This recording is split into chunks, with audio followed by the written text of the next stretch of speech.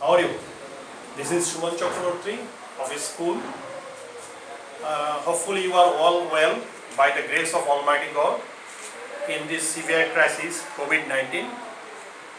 Our school has taken a pragmatic step to take classes online. That's why I am going to take class on passage narration for class 8, 9 and 10 respectively. You know, for doing passage narration, you have to know the rules of sentence narrations individually. For your better understanding, I would like to explain my lecture in Bengali. তোমাদের ভালো বোধগম্যতার জন্য আমি আমার আজকের এই passage ন্যারেশনটা বাংলাতে ব্যাখ্যা দেওয়ার চেষ্টা করছি। তোমরা সবাই মনোযোগ দিয়ে দেখবে, আশা করি সেটা জানতে পারবে। যদি কোনো সমস্যা আমাকে কমেন্ট বক্সে লিখে জানতে পারবে। Thank you. আমি স্টার্ট করছি। প্যাসেজ ন্যারেশন করার জন্য প্রথমে যেটা জানতে হবে সেটা হচ্ছে সেন্টেন্স ন্যারেশনের নিয়মগুলো খুব ভালোভাবে জানতে হবে। আমি চেষ্টা করব তোমাকে সেটা দেখে দেওয়ার জন্য। যেমন আমরা যদি লিখি ডাইরেক্ট স্পিচ থেকে,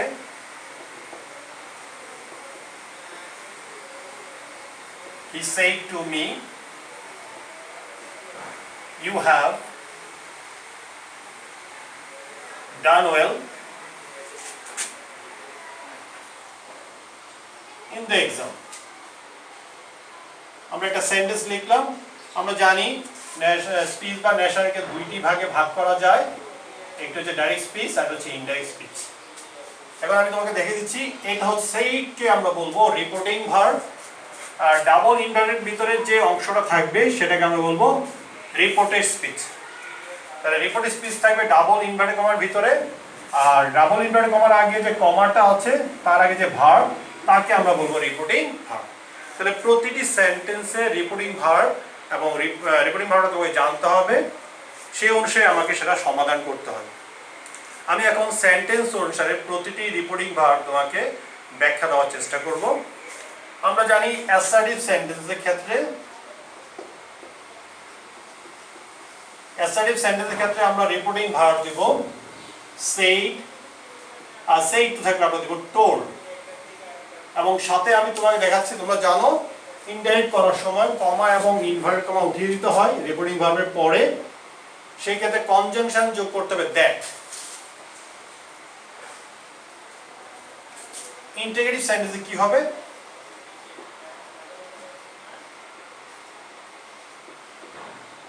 ইন্টিগ্রেটিভ সেন্টেন্সের ক্ষেত্রে রিপোর্টিং ভার্ব সেইড বা সেইড টু উঠে যাবে, সেখানে হবে আস্কড।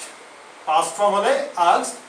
আর তোমরা সবাই জানো প্রায় শতভাগ ক্ষেত্রে রিপোর্টিং ভার্বগুলো পাস্ট ফর্মেই থাকে, সেহেতু আমরা এটাকে পাস্ট ফর্মে রূপান্তর করব। আস্ক দিতে পারি, অথবা আমরা এনকোয়ার্ড অফ অথবা ওয়ান্টেড টু নো ব্যবহার করতে পারি। তার সাথে আমরা কনজাংশন হিসেবে কি ইউজ করব? ইফ বা ওয়েদার। আরেকটা হচ্ছে আমরা জানি রিপোর্ট স্পিচের মধ্যে যদি অক্সিলারি ভার্ব বা মডাল অক্সিলারি থাকে সেই ক্ষেত্রে আমরা ব্যবহার করতে পারি ইফ বা ওয়েদার। আর ডাব্লিউএস কোশ্চেন থাকলে সেই ক্ষেত্রে আমরা ডাব্লিউএস ওয়ার্ডগুলোই ইউজ করব।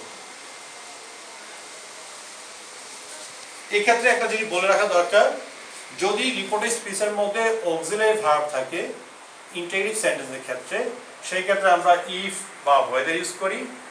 আর ওয়েদারের নিয়মটা হচ্ছে, যদি তুমি বাছাই করার ক্ষেত্রে বলা হয়, পছন্দ বা বাছাই করার ক্ষেত্রে আমরা ওয়েদার ব্যবহার করি, আর বাকি সব ক্ষেত্রে আমরা ইফ ব্যবহার করতে পারি, ঠিক আছে? আর ডাব্লিউএস কোয়েশ্চেনের ক্ষেত্রে আমরা যদি ডাব্লিউএস কোয়েশ্চেন বা ওয়ার্ড থাকে সেক্ষেত্রে এগুলো কোনো পরিবর্তন হয় না, সেটা বসে যাবে, শুধুমাত্র স্মল লেটার হয়ে যাবে। আর ন্যারেশন করার সময় প্রতিটি সেন্টেন্সকে তোমাকে অ্যাসার্টিভ সেন্টেন্সে রূপান্তর করতে হবে। অ্যাসার্টিভ সেন্টেন্স অ্যাসার্টিভ হবে, বাকি যে চারটা সেন্টেন্স যেমন interrogative sentence, imperative, optative, exclamatory, এগুলো সবগুলো সেন্টেন্স ইনডাইরেক্ট করার সময় অ্যাসার্টিভ সেন্টেন্সে রূপান্তরিত হবে। আমরা যদি ইম্পারেটিভ সেন্টেন্সে রিপোর্টিং ভার্বটা হিসেব করি, তাহলে আমরা রিপোর্টিং স্পিচের অর্থ অনুসারে রিপোর্টিং ভার্বটা ঠিক করব। সেটা হতে পারে অর্ডার্ড, আদেশ বোঝানো হলে অর্ডার্ড, উপদেশ বোঝানো হলে অ্যাডভাইসড, অনুরোধ করলে রিকোয়েস্টেড, আর সেনাবাহিনীর যদি কোনো কমান্ড বোঝানো হয় তাহলে আমরা দিব কমান্ডেড। এই হচ্ছে রিপোর্টিং ভার্ব। অবজেক্টিভ সেন্টেন্সে আমরা রিপোর্টিং ভার্বটা দিব উইশড বা প্রেড। উইশড বা প্রেড বসাবো। সাধারণত প্রার্থনা বা আল্লাহ বা ঈশ্বরের কাছে যদি প্রার্থনা করা হয় সেই ক্ষেত্রে আমরা প্রেড ইউজ করব, বাকি সব ক্ষেত্রে আমরা উইশড ইউজ করব। সাথে কনজাংশন হিসেবে আমরা দিব দ্যাট। আর ইম্পেরেটিভ সেন্টেন্স আমি দেখাবো ভিন্ন ভিন্ন নিয়মগুলো কিভাবে ব্যাখ্যা করতে হয়। এক্সক্লেমেটরি সেন্টেন্সে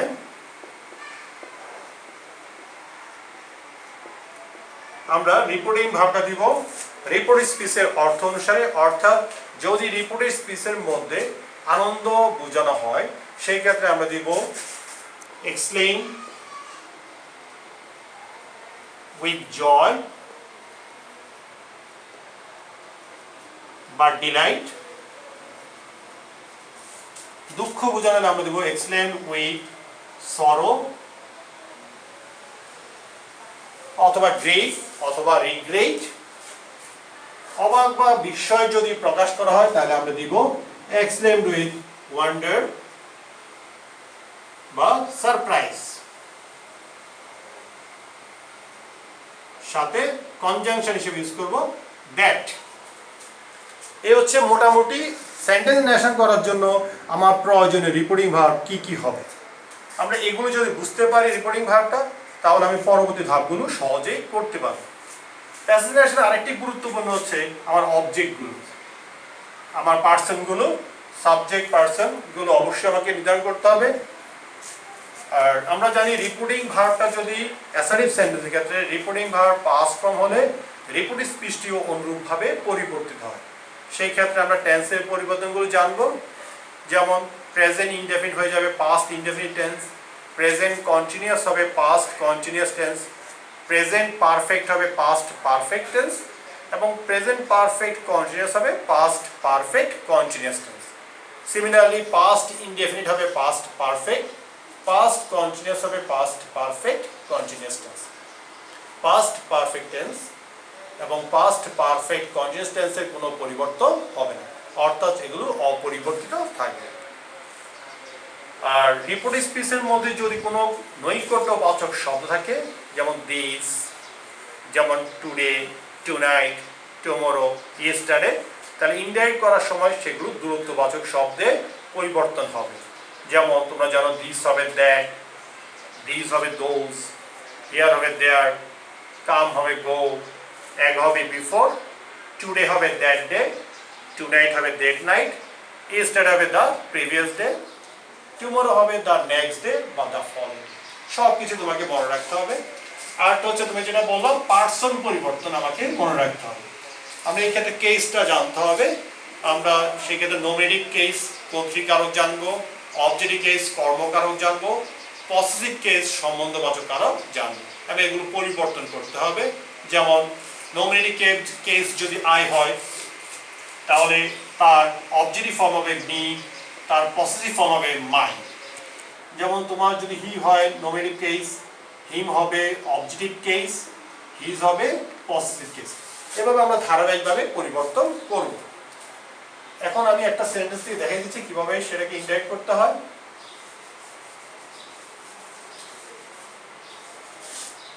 তাহলে আমার এখানে সাবজেক্ট হচ্ছে হি, রিপোর্টিং ভার্বের সাবজেক্ট হচ্ছে হি, অবজেক্ট হচ্ছে মি, আর সেইটাকে আমরা আগেও বলেছি রিপোর্টিং ভার্ব। তাহলে আমরা লিখবো হি, সেইটার সাথে যেহেতু টু আছে প্রিপজিশন, সেই ক্ষেত্রে এটাকে আমরা করবো টোল্ড। অবজেক্ট হচ্ছে মি, এই কমা এবং ইনভার্টেড কমা উঠিয়ে আমি দিব দ্যাট, পার্সন পরিবর্তন করবো। এখন ইউটা হচ্ছে মি, মি সাবজেক্ট কি আই, বাক্যটা হচ্ছে you have done well in the exam, present perfect tense, তাহলে সেটা হবে past perfect tense assertive form. I had done well in the exam. এবার যদি আমরা একটা ইন্টারেক্টিভ সেন্টেন্স দেখি,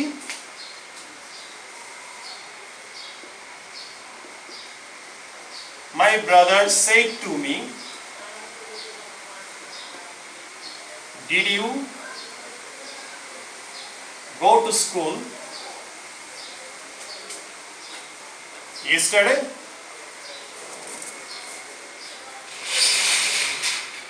সেক্ষেত্রে আমরা ইন্ডিকেট করার সময় কি করব? said বা said to উঠিয়ে দিব, রিপোর্টিং ভার্ব আমরা লিখব asked অথবা wanted to know অথবা inquired of। আমি অবজেক্ট দিলাম, কমা এবং ইনভার্টেড কমা উঠিয়ে দিলাম। ডিড আমার এখানে অক্সিলারি ভার্ব, তাহলে ডিড এর পরিবর্তে আমরা দিব ইফ।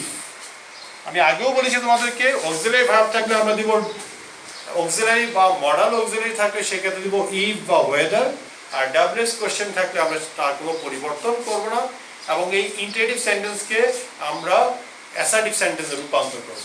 ইফ ইউটা পার্সনটা চেঞ্জ করব আই, বাক্যটা আছে পাস্ট ইনডেফিনিট টেন্সের ইন্টিগ্রেটিভ, তাহলে আমি সেটাকে রূপান্তর করব পাস্ট পারফেক্ট টেন্সের অ্যাসার্টিভ ফর্মে। যেমন সূত্র হচ্ছে আই সাবজেক্ট প্লাস হ্যাড, মূল ভার্বের পাস্ট পার্টিসিপল ফর্ম, তাহলে গো এর পাস্ট পার্টিসিপল হবে gone, to school the previous day.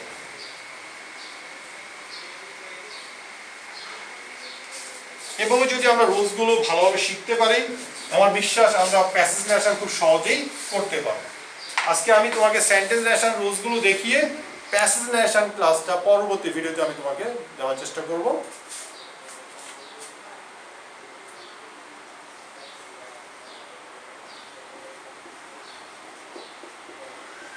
যেমন দেখো আরেকটা বাক্য দিচ্ছি, she said to me, what do you want?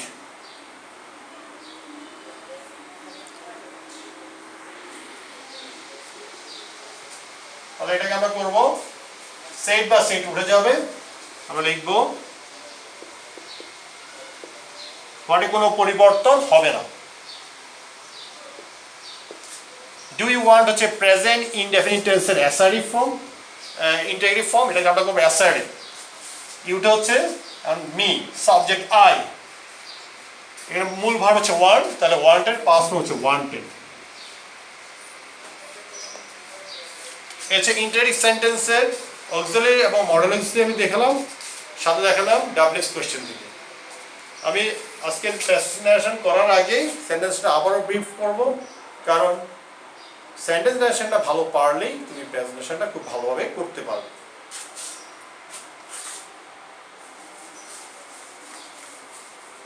আমরা যদি ইম্পেরেটিভ থেকে একটা দেখি,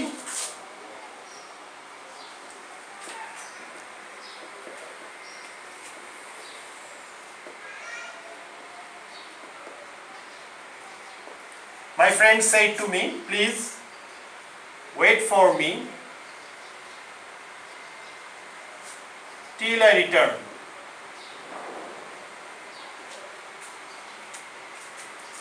তাহলে আমরা এটা কি করব? এটা ইম্পেরেটিভ সেন্টেন্স, প্লিজ আছে, অনুরোধ করেছে, এখানে সাবজেক্টে উজ্জ্বল আছে অর্থাৎ সেকেন্ড পারসন, সেই ক্ষেত্রে আমরা লিখব যেহেতু অনুরোধ করেছে, প্লিজ বা কাইন্ডলি থাকলে আমরা লিখব রিপোর্টিং ভার্ব সেড বা সেড টু যা লিখব রিকোয়েস্টেড, অবজেক্ট দিব মি, কমা এবং ইনভার্টেড কমা উঠিয়ে দিব। ইম্পেরেটিভ সেন্টেন্সের ক্ষেত্রে হাবোধক হলে কমা এবং ইনভার্টেড কমা উঠে টু প্লাস ভার্বের প্রেজেন্ট ফর্ম বসবে, আর যদি সেটা না বোধক হয় তাহলে নট টু প্লাস ভার্বের প্রেজেন্ট ফর্ম বসবে। ওয়েট ভার্বের present form, for me, till, আইটা হচ্ছে মাই ফ্রেন্ড, তাহলে আমরা দিতে পারি হি, আই রিটার্ন হচ্ছে প্রেজেন্ট ইনডেফিনিট, হয়ে যাবে past indefinite.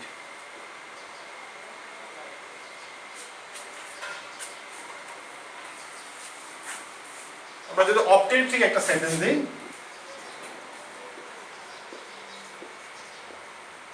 my father said to me, may you prosper in life.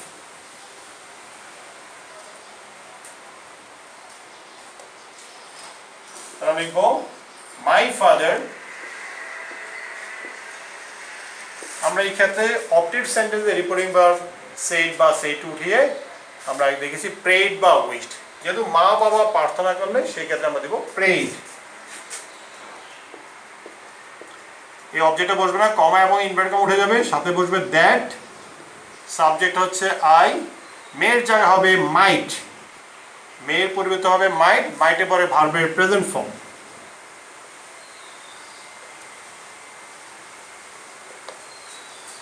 এবার আসি, আমি একটা এক্সক্লেমেটরি সেন্টেন্স উদাহরণ দিচ্ছি।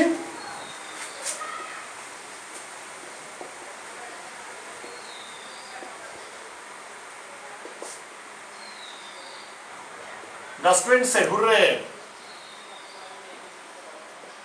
Our team has won the game." Our team has won the game. তাহলে এক্সক্লেমেটরি সেন্টেন্সে আনন্দের আতিশয্য বোঝাতে আমরা হুররে ইউজ করি, দুঃখ বোঝাতে আমরা অ্যালাউ ইউজ করি।